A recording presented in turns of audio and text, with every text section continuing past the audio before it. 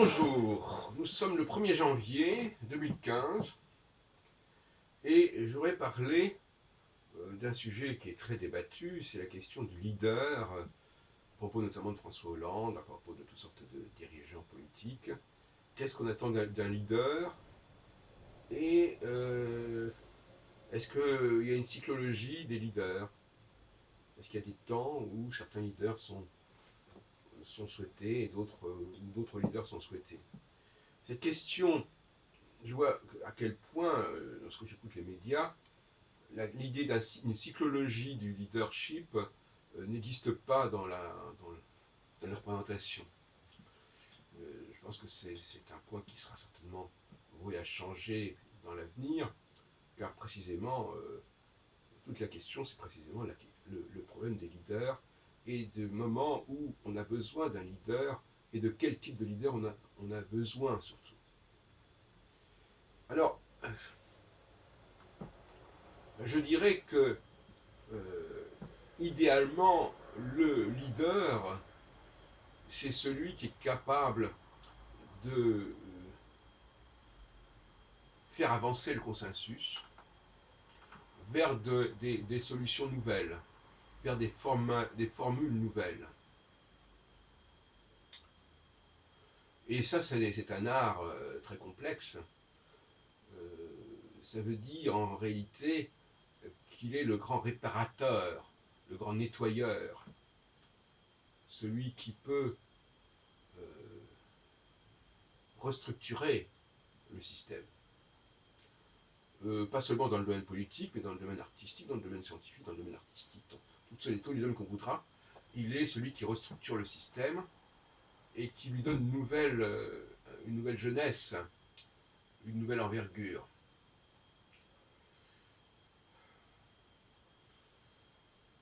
Alors, l'autre solution, c'est le leader B, si on peut dire. C'est celui qui tout simplement maintient le système en l'état. Le fait perdurer. Il n'est pas question pour lui d'aboutir à un nouveau consensus, mais de consolider l'ancien consensus. Ça ne correspond pas exactement au même profil. J'ai l'habitude de dire que ceux qui ont le plus peur de salir, ce sont ceux qui ne savent pas nettoyer. Ceux qui ont le plus peur de casser, ce sont ceux qui ne savent pas réparer. Ceux qui ont le plus peur d'attraper des maladies, c'est ceux qui ne savent pas soigner. Donc finalement, quand on ne sait pas réparer, restaurer, on vit dans la peur et donc on ne touche à rien. Quand on ne sait pas corriger des erreurs, réparer, eh bien on ne touche à rien. On reste les choses en état. En revanche, dès qu'on a une certaine faculté de réparation, de restauration, on a une beaucoup plus grande liberté d'expression et d'action. Donc, le leader, c'est celui qui est capable, et il faut lui faire confiance, qui est capable de bousculer les choses, de prendre des risques, mais qui est aussi capable de trouver des solutions viables au vu des résultats obtenus.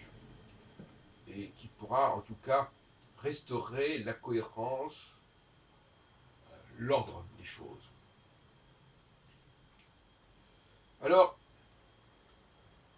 vous savez qu'en astrologie, je refuse la localisation.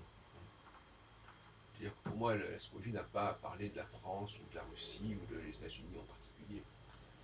Alors la question n'est pas de savoir si en France nous avons un bon leader, la question est de savoir si on en a un au niveau mondial. Voilà, donc c'est pas le leader, on peut en avoir un en Allemagne, on peut en avoir un ailleurs. Et d'ailleurs, il suffit d'avoir un bon leader pour entraîner les autres leaders, même si les autres leaders sont de moins bonne qualité. Donc c'est à l'échelle de la planète tout entière qu'il faut réfléchir. il faut aussi voir s'il y a des leaders dans l'opposition. Et d'autre part, il y a des périodes où on a besoin de ce type de leader et des périodes où on en a moins besoin. Et un leader qui ferait l'affaire dans un cas de figure A ne fera plus l'affaire dans un cas de figure B. Une autre question que je me suis posée, c'est est-ce que le leader A, c'est le même que le leader B, si ce n'est que ce n'est pas la même période? Est-ce qu'un leader A devient leader B quand il n'a plus le soutien du cycle, quand il n'est plus en phase que j'appelle conjonctionnelle, mais en phase disjonctionnelle? Est-ce qu'à ce moment-là, il perd ses potentialités? Ou bien est-ce que ça donne sa chance à des gens plus médiocres? En fin de compte, c'est un faux problème, car il est évident que lorsque le leader A n'a plus les capacités requises, il se retrouve au même niveau que les leaders B. Et il est certain qu'il y a plus de leaders B que de leaders A. Car le leader B, on l'a dit tout à l'heure, c'est celui qui va tout simplement maintenir l'ancien statu quo, l'ancien consensus. Et ça, c'est relativement facile, alors que le leader A, c'est celui qui va être capable de constituer un nouveau consensus, un consensus qui va se projeter sur l'avenir, et non pas un consensus qui est euh, le maintien du passé dans sa forme telle qu'elle. Parce que ce qu'il faut bien comprendre, c'est que le nouveau consensus peut être la restauration d'un consensus très ancien qui a été perdu, qui a été bousculé.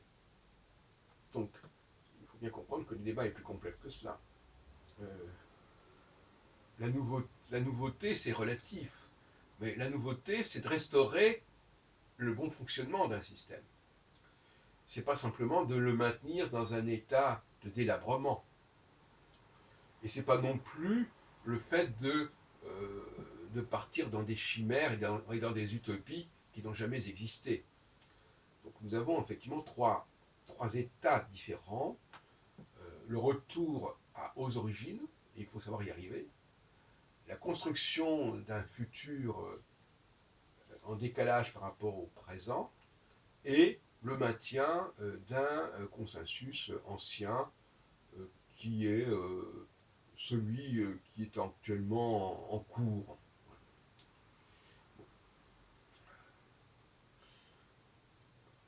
Il me semble qu'actuellement, il y a des leaders qui sont de type A et qui ont la possibilité de s'imposer.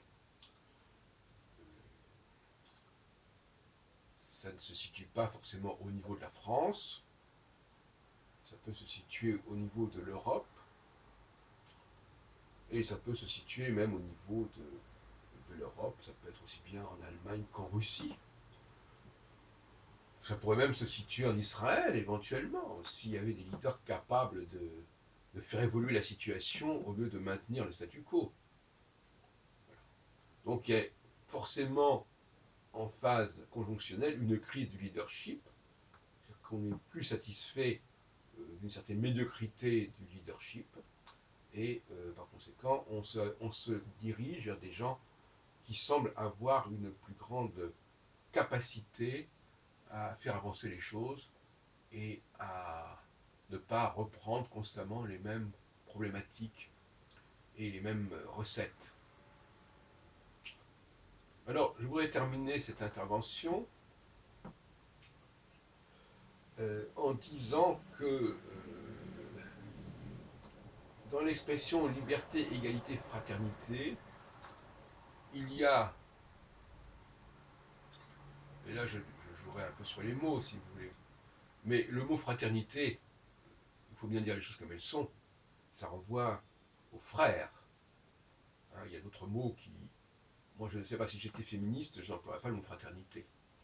Même si on peut le voir au niveau figuré, n'empêche que la fraternité, c'est une expression qui est d'ailleurs née sous la Révolution française, et on sait que les femmes n'avaient pas beaucoup de place dans les instances d'assemblée.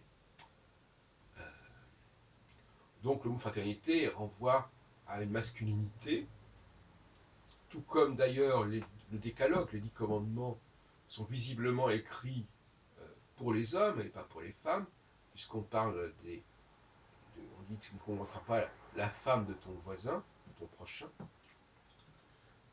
Donc nous avons là toutes sortes de systèmes qui sont l'expression. Alors c'est le fameux problème du nous.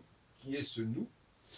On sait qu'on a un vaste débat actuellement avec la déchéance des nationalités, mais qu'est-ce que c'est que ce nous? Alors ce nous, il est plus ou moins vaste, le nous.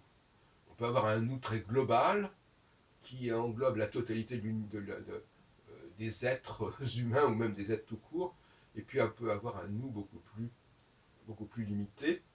Et le rôle du leader, c'est aussi de préciser les limites des différents nous, des différentes communautés.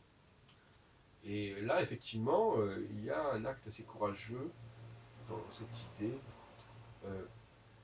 de déchéance de nationalité. Et en même temps, on a besoin d'un modèle qui permette de mieux gérer la situation communautaire en France. Et j'ai proposé une solution à ce sujet, sans rapport avec l'astrologie d'ailleurs, à savoir qu'il y a plusieurs niveaux d'appartenance à la France, et notamment il y a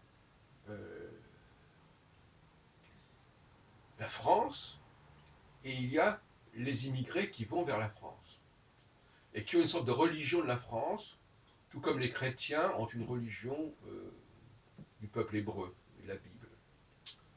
Et paradoxalement, ces populations immigrées ont un rapport très particulier avec la France, très affectif par certains côtés, très fantasmatique, qu'il faut respecter. Et tout pays qui est l'objet d'une fascination doit assumer cette fascination. C'est ce que je veux dire. De la même façon que l'Europe est fascinante pour des populations extra-européennes, et c'est à elles de l'assumer. De même que les Juifs doivent assumer la fascination qu'ils exercent sur le monde chrétien, sinon sur le monde musulman. De la même façon que d'ailleurs la Jérusalem exerce une fascination sur les populations non juives, etc., etc. Et ça, c'est une problématique qui me paraît importante et qui doit faire partie des nouveaux modèles dont on devrait se servir au cours des prochaines décennies.